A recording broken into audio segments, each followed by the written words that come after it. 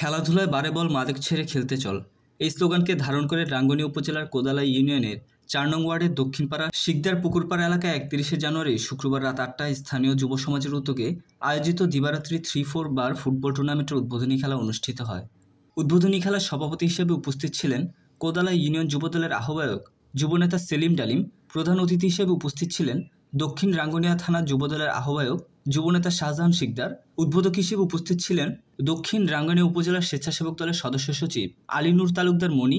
প্রধান বক্তা হিসেবে উপস্থিত ছিলেন দক্ষিণ রাঙ্গুনিয়া থানা যুবদলের সদস্য সচিব খালেক চৌধুরী রাসেল। বিশেষ অতিথি হিসেবে উপস্থিত ছিলেন দক্ষিণ রাঙ্গুনিয়া থানা যুবদলের আহ্বায়ক জহিরুদ্দিন বাবর, মিজানুর রহমান, ফারুক খান, মোহাম্মদ রাসেল, সদস্য মোহাম্মদ আফসার, শিলক ইউনিয়ন যুবদলের আহ্বায়ক আজম খান। অনুষ্ঠান সঞ্চালক হিসেবে উপস্থিত ছিলেন বিশিষ্ট সমাজসেবক ও ব্যবসায়ী এনাম সওদাগর, যুবনেতা জমির উদ্দিন, ইমরান, মিজানুর রহমান, ইয়াহিয়া, ইসমাইল, এনাম, জাফর, সাইফুল আহমেদ, মিজানুর রহমান, ওবায়দুল্লাহ, শহীদুল্লাহ, নূর আলম, মোহাম্মদ সুমন, এনাম আলিম, ইকবাল, রেজাউল করিম, আরিফ, আবু বায়ান তালুকদার, নাসের মনসুর, হায়দার, আরাফাত সহ অন্যান্যরা। উদ্বোধনী খেলায় সরাসরিভাবে প্রতিদ্বন্দ্বিতা করেন কোদালা 11 স্টার বনাম রংধনী স্পোর্টিং ক্লাব।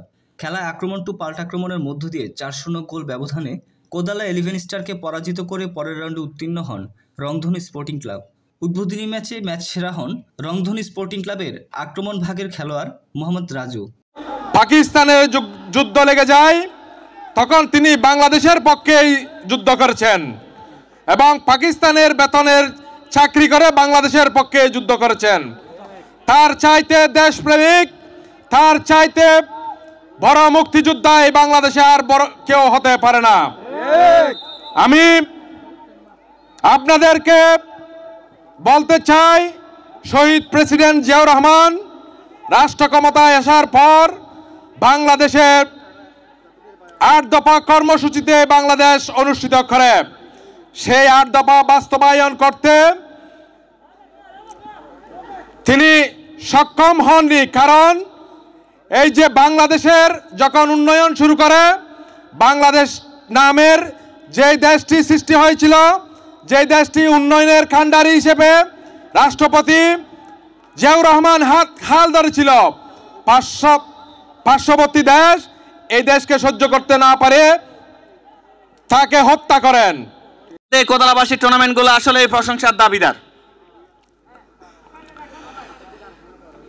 একটা মানুষের মন শরীর সুস্থ এবং ভালো রাখার জন্য খেলাধুলার ভূমিকা অপরিসীম।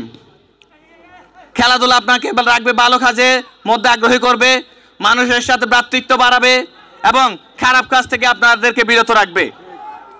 তাই উপস্থিত সকল দর্শককে আমি অনুরোধ জানাবো, আপনারা খারাপ কাজ থেকে বিরত থেকে ভালো কাজের দিকে এগিয়ে আসুন। আর তরুণ ভাইদের প্রতি বিনীতভাবে অনুরোধ থাকবে, আপনারা খেলাধুলার প্রতি মনোযোগী হন। আমাদের রাঙ্গুনিয়া থেকে 3 জন ন্যাশনাল টিমের প্লেয়ার আছেন। আপনারা যদি ভালো খেলতে পারেন, ওনাদের সাপোর্টে ওনাদের সহযোগিতা হয়তো আপনারাও এগিয়ে যেতে পারবেন। এবং আমরাও চাই রাঙ্গুনিয়া থেকে আরও নতুন নতুন প্লেয়ার উঠুক, বিভিন্ন ক্লাবে খেলুক।